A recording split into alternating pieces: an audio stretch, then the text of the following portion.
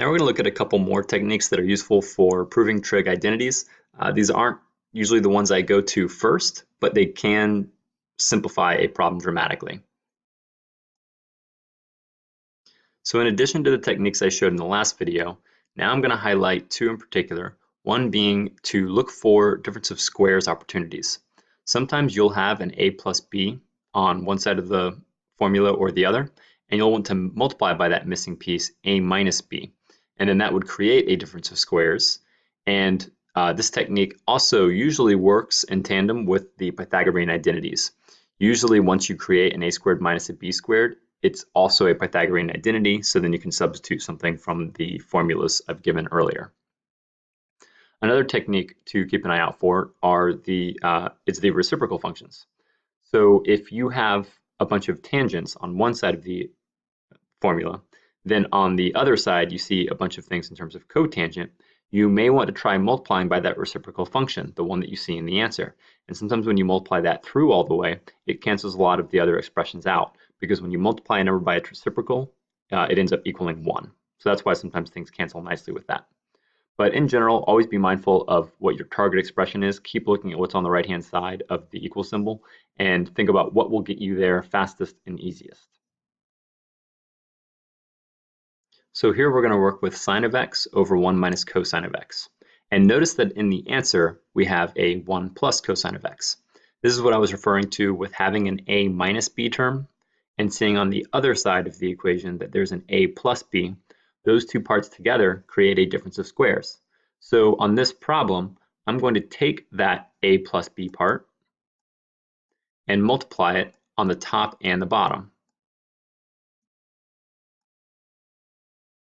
Because if you multiply a plus b times a minus b, it creates the fraction a squared minus b squared from the difference of squares. So now on the bottom, I'll have 1 minus cosine squared.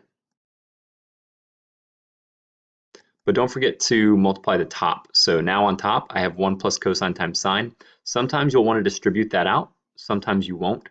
In this case, I'm going to keep it as is, 1 plus cosine of x times sine. Because my hope is that after I perform the Pythagorean identity for the next step, I'm hoping that some of this problem will cancel out. So since we have the difference of squares on the bottom, this is a trig function to the second power. So look at your Pythagorean identities.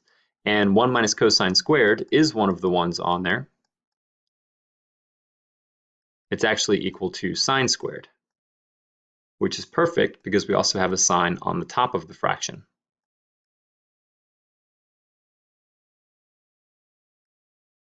So if we cancel a sine from the top and the bottom, then that's going to leave us with 1 plus cosine of x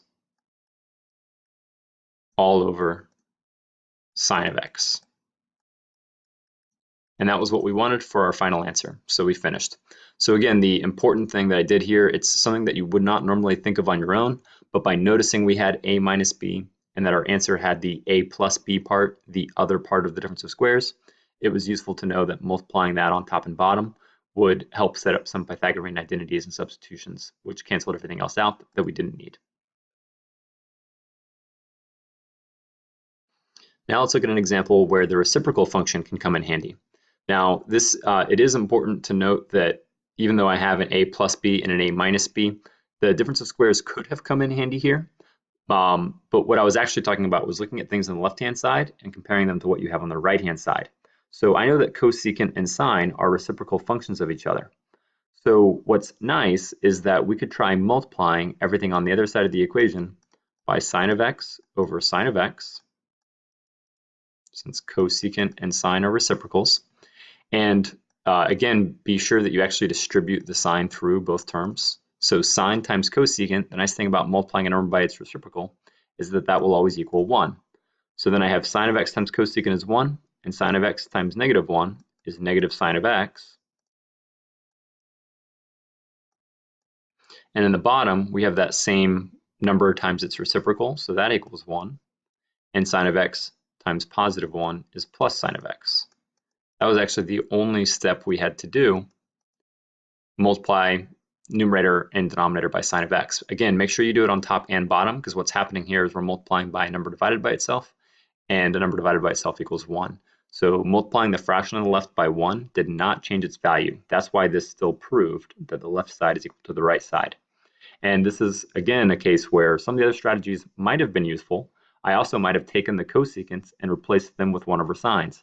But then I would have had a fraction on the top, minus 1, and another fraction in the bottom, plus 1. So once you start getting some of those uglier expressions, you may just want to see if there's a better choice you can make or another substitution you can perform instead of going that route. This is one that was definitely made a lot easier by recognizing the reciprocal function and multiplying it on top and bottom. So that's it for the notes on extra strategies for proving trig identities. Thank you.